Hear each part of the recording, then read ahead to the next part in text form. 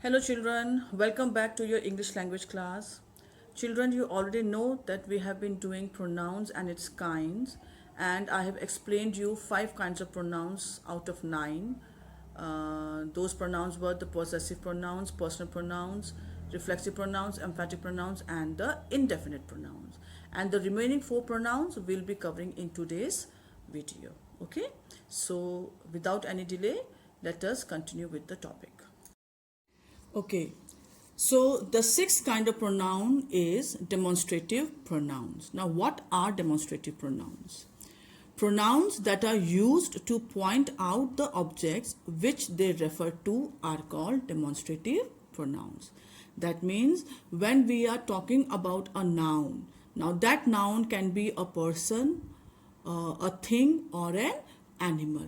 Okay, so when we are talking about a noun or nouns, and while talking we are pointing at that noun.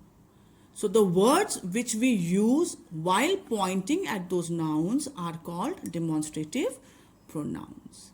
Okay, now all in all there are 4 demonstrative pronouns. Now those 4 pronouns, demonstrative pronouns, are used depending upon whether the noun being talked about is closer to us or at a distance away from us. Okay, so depending on that we use demonstrative pronouns. Okay, let's go for the table. Okay, as you can see, when we are talking about a noun or nouns, see, when we talk, either we are talking about one person, one animal, or one thing, or we are talking about more than one person, more than one thing, and more than one animal. Okay, so depending on them, on these 2 things, we use different demonstrative pronouns. When we are talking about a singular noun that is closer to us, nearer to us, we use the demonstrative pronoun this. And when we are talking about plural nouns, we are talking about more than one noun which are closer to us, then we use the demonstrative pronoun these. Okay. Now second is when we are talking about a singular noun which is away from us, which is at a distance away from us, we use the demonstrative pronoun that. And if the noun being talked about is more than one and is away from us, then we use the demonstrative pronoun those. Okay, let's go for the example. Okay, the first example, this is a beautiful scarf. Now by reading this sentence, you can, because I have used this I have used because I am talking about a singular noun. I am talking about a scarf. I am telling that the scarf is very beautiful. Now while talking about that scarf, I have used this. That means the scarf is nearer to me. It is lying somewhere nearer to me, or I am holding that scarf in my hand. Okay. Now second one is, these are my drawings. Now suppose I have made few drawings. I have made 5 drawings, and a friend has come to my house, and I'm showing those drawings to my friend. Now because the drawings are more than one, I have laid them on the table, or I am holding them in my hands, and one by one I am showing it to my friend. So when I'll be talking about my drawings, I'll be using the demonstrative pronoun these. Okay. Now the third example, that was an ugly toad. Now here I am talking about an animal.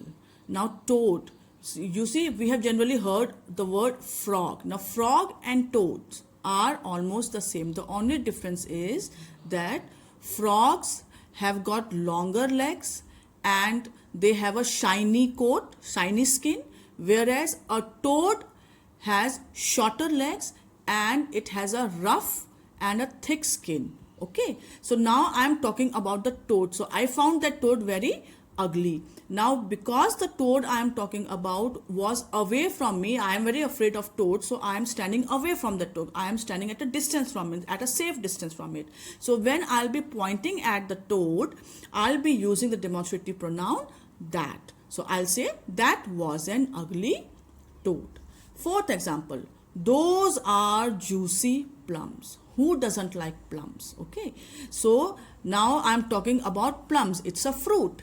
So because the plums are more than one, and I can see them from a distance.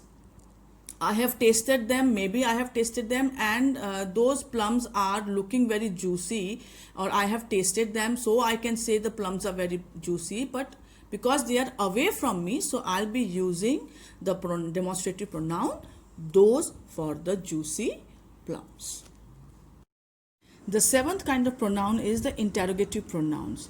Interrogative word is derived from the word interrogate, which means to ask a question, to inquire about something. So the pronouns which are used to ask questions about a person, an animal, or a thing are called interrogative pronouns. Now when we are asking a question about a person, then we use interrogative pronouns who, whose, whom, or which.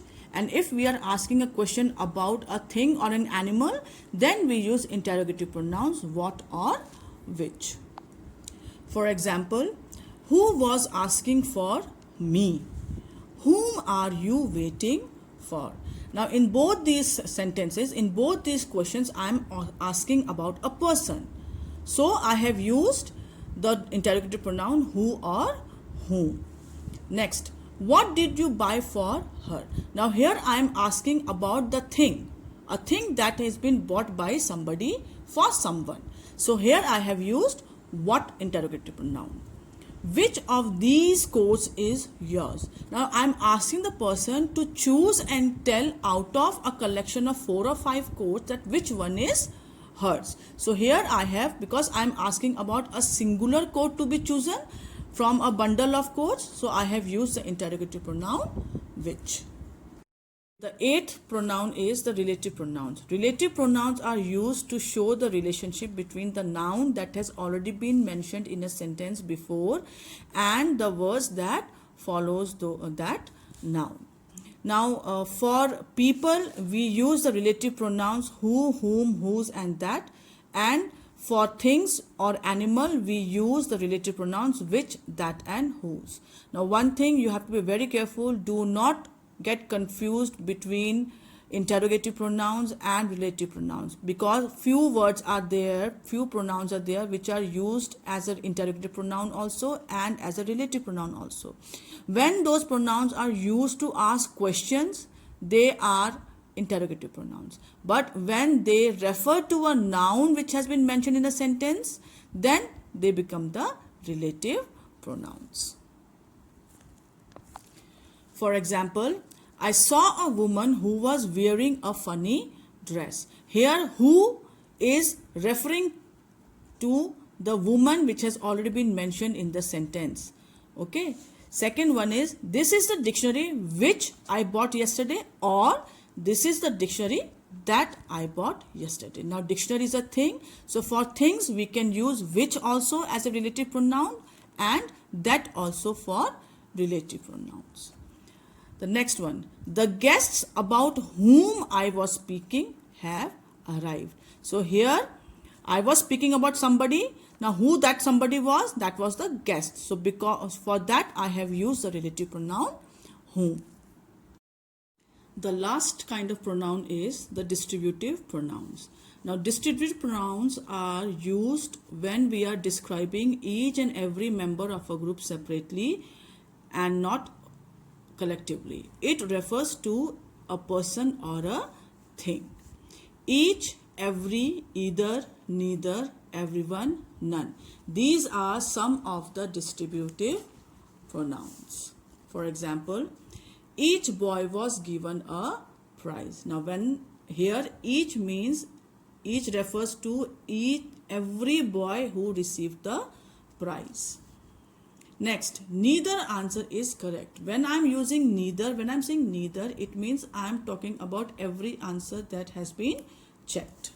And the last one, every one of you is brilliant. Here I am referring to each and every person who is present in a room, and I am telling every single person that he or she is brilliant. So that brings an end to our topic of pronoun and its kind, and I hope that you have understood the topic properly, and now it is time to put your knowledge into practice. For that you have been given assignment, homework. So do the homework neatly in your grammar copy and submit it within the given time period. If you have any doubt, then it is advisable to watch the video or videos, previous videos, before answering the homework.